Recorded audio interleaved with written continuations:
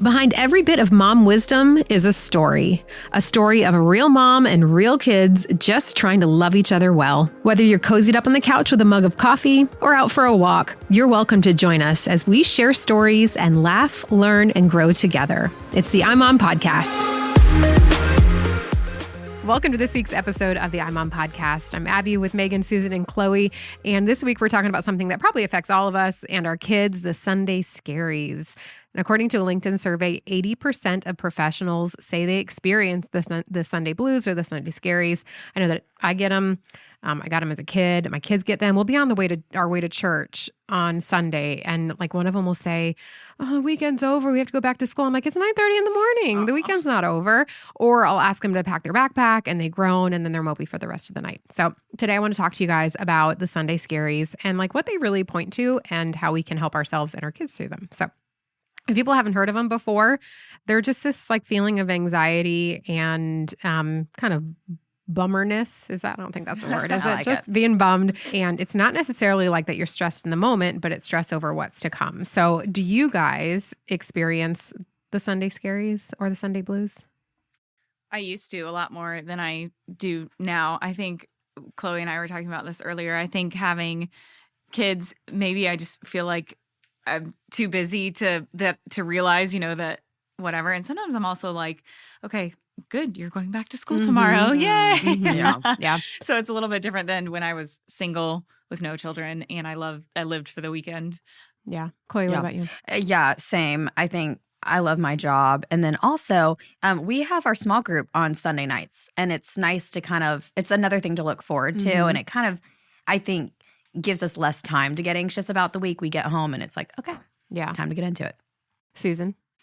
I definitely remember the adrenaline rush, especially when I had so many kids at school. Like, okay, got to gear up because that pace picks up, on Monday. Yeah. For work, only if I have a lot of things planned. Mondays aren't too bad for me at work, but sometimes, yes.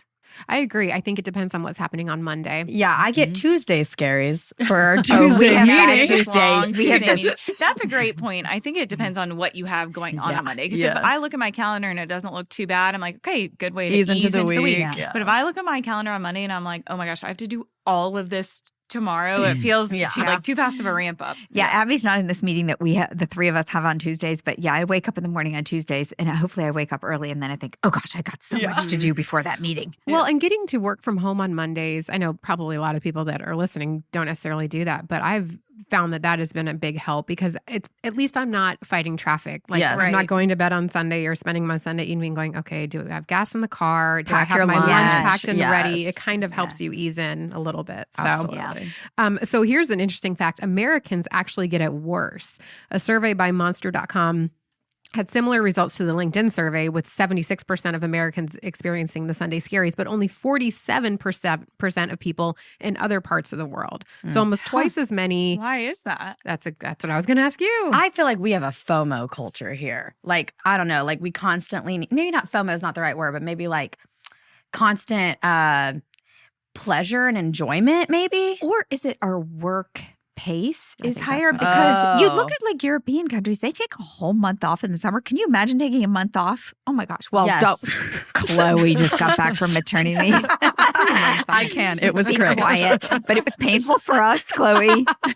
No, I think that would be my guess, is that we don't take as much time off as other people in other countries. Like the weekend's not enough rest. Or is it that we view work as a negative and they don't view work as a negative, so they don't get, they don't get stressed out about it because they don't view it as a negative. Do they not?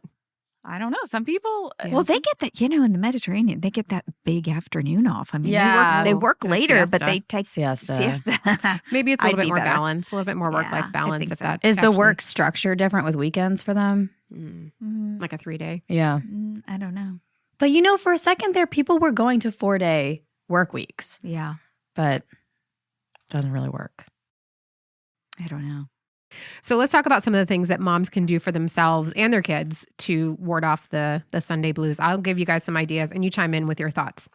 One of them is to get the have-tos out of the way early. For example, if you have to pack your lunch or if you have to get a uniform or your clothes out, do that. I started doing lunch packing on Saturday afternoon. Nice. So then it's not like that trigger that like lunches are being packed and that means that we have to go to school tomorrow. Do you think that would work for you? Do you pack your lunches? Well, you work from home all the time, Megan. But then I feel like, so here's my thought process is the weekend is time to unplug, disconnect from work. Then I feel like if you're mentally like, okay, I have to pack my lunch for work that week, you're not really disengaging from and taking your brain off that and focusing on other things. Yeah. I mean, I do lunch prep for myself and my husband on Sunday. And for the kids, sometimes I'll just pack it. Sometimes I'll do it on Friday when they get home. And then like, sorry if you're really ahead of the game. Sorry if your bread's a little stale, kids. Sorry if your sandwich is soggy. Yeah, I mean, it has to There's happen. no mayonnaise on there. It has to happen at some point. And so it's like, let's just get it out of the way so that we can relax on Sunday evening or I'm the whatever. opposite. I'm not a get it out of the way. I'm more of a, well, sometimes it can be. I had 5 lunches to pack. I don't even remember packing your lunches. I do because it was the same exact thing. Well, there you go. I simplified. It was an apple, peanut butter and jelly, and chips. There you go. My kids take so much for lunch. Really? Yeah. Like I send them now because they don't get a snack. So they take a yogurt, a fruit, PB&J, chips. Oh, no. I was starving. But Okay. Well, they still eat everything when I they would get buy, home, too. You could buy chocolate chip Now, cookies and lunch occasionally I for would 10 run cents. Chick-fil-A up there. I do remember. Maybe that was more for yeah. Marky, the favorite one. I don't know. Yeah. Yeah. Okay. So another way to ward off the Sunday Scaries is to start a Sunday tradition, which is a little bit kind of like what you said, Chloe. You have something to look forward to. Yeah. We did do this for a little while, which was actually kind of fun to look forward to. But Hampton and I made it the night that we would like cook some sort of gourmet meal together. And so we'd decide on the recipe, grocery shop, and cook it together that day. It's gotten a little bit more difficult with 2 kids, but it was a fun thing to look forward to on Sunday night to do together. And like a lot of families will get together for whatever on a Friday night, you hang out and families come and the kids all play. Like if you shifted that to Sunday and you did like a potluck where one family hosted each time, and then you knew that your Sunday night tradition with your group of like 4 friends is to get all the kids together, all the parents together, and you share a meal. And I think that would make it so much more fun. That's what we do. So we get a sitter for all of our kids and we all bring food and, we talk and someone watches our kids, so we get like adult interaction. And then after, the kids come and play with us too. So, So I love this idea, and I'm trying to figure out how to actually implement it because it's kind of just a thought, but I think it's something that can actually be really powerful. You can ward off the Sunday Scaries by making Sunday the first day of the week mentally and even like physically. And that's what I'm saying, like trying to generate ideas. So like right now, if your week in your mind is Monday through Sunday and Sunday is the 7th day of the week, then here we go again. We're starting back up with Monday. But if Sunday is day 1, then like you start your week at church. You start your week in prayer. You start your time with the Lord and resetting in that way. Or that's not the last day of fun. It's the beginning of all of the newness for the week. It's also a day of rest. And we have to kind of remember that God created, 6 days. And then he said on the 7th day he rested. So I do would try to not push the to-do stuff. In fact, Mark just got on me 2 days ago because he said, next year we're not doing this because I've just been really busy with work stuff and Bible Book Club podcasts and stuff. And he said, you need to start saving Sundays for us to do something. Yeah. So let me ask this though, then, Chloe and I are kind of in the thick, and Abby are in the thick of like having kids that are little. And so it feels like Monday through Friday is a big work week, school week push. And then you only have the 2 days off of work. So then if Sunday's your day of rest, then you're having to do all your other chores and stuff on Saturday. And it's like you don't ever There's get not enough time. a break. Yeah. I think we do overcomplicate some things, and we have to choose what we're going to overcomplicate. Is it going to be, we have to have certain things for our lunch or for our dinners or whatever, or can we just simplify it and make it easy? And it's not going to be the thing that's remembered. It's focusing, it's majoring in the majors and minor in the minors. Else we cannot do it all. And I think that's the biggest problem today is we're so visually in tune to what everybody is doing all the time that we think we can do everything all the time. Yes. And we can't. We got to let go of that perfectionism. Yeah. A little bit. Well, and that's actually the next thing on the list is to rest. Weekends are in place for a reason because our bodies and our minds need rest. And when we're not resting on Sunday, well, it makes sense that we would be dreading going back to work because we've been working still. You know, we've just been going and going. And then making a short to-do list for Monday. That always helps me. Like if I'm overwhelmed on Sunday, just writing it down gets it out of my brain so that I can actually just sit and kind of like enjoy the day. Yeah. So what do you think for most people is at the root of the Sunday Scaries? Pressure. I think for kids, sometimes it might be, you know, maybe there's a class that's stressing them out. I don't know. Did you guys like school as kids? No. I loved it. Did you? So that's what I'm wondering. Like if a I child liked it to see people. Yeah, Did me not too. like it for the academic part. Right. So like, do you get the Sunday Scaries if you love going to school, or do you still get them because, oh, well, I actually have to get up and go somewhere and listen to the teacher and all that? I think too, I remember thinking back when I was in high school, I was physically and mentally exhausted because we started school at close So to 7 early. a.m., which means I had to be out the door at like 6:30, 6:45, out the door, which means I had to get up and get dressed like 5:30. And then I would have swim practice for 3 hours right after school. So then I wouldn't be getting home until close to 6 p.m. And then I had to do all of my homework.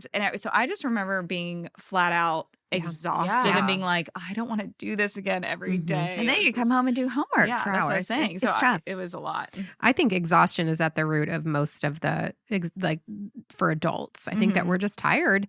And so the idea of having to be on, even if you love your job, I think the idea of having to go and think and be productive and meet deadlines. For me, it's not even the physically being tired. I think I have a lot of energy. It's the being overwhelmed. Like when I know there's so much out there and I can't like map it out in my head about when I'm going to get it done, then I start getting anxious. And I think moms are the worst offenders of that because I feel like dads can kind of turn off and enjoy when they're off of work. I feel like they're really good at compartmentalizing and being like, okay, it's Christmas now. I'm off 2 weeks of work or a week of work.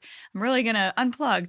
Whereas moms are like, oh, what should I use this time to do? Should I organize the drawer? Should Clean I out the laundry do room? this? And it's just, I think moms are just really bad at relaxing. Yes. I think so too. Yep.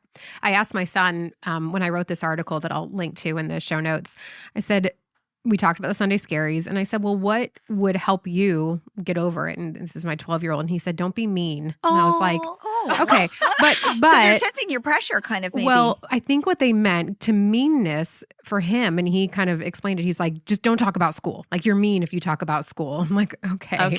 Yeah. And so I think to what you said, Susan, is true. Like I get out of relaxed mom mode and into checklists and reminders. I was bad about that. Mom, they'd say, Mom, I've got this. You've reminded me 3 times. Yeah. I'm bad. I think the mood of a house really just hinges on the mom's mood. And so when mom goes into, all right, are your uniforms out? Is this ready? Is that ready? Do you know where your shoes are? All of a sudden it like kicks everything into high gear and you kind of rob them of that, the rest of their weekend. That's so true. Which I don't know how to actually get everything done and not get into that mode. And some kids need it more too. That's a problem. It's a personality thing. Some kids are naturally self-motivated from anxiety and some kids are oblivious.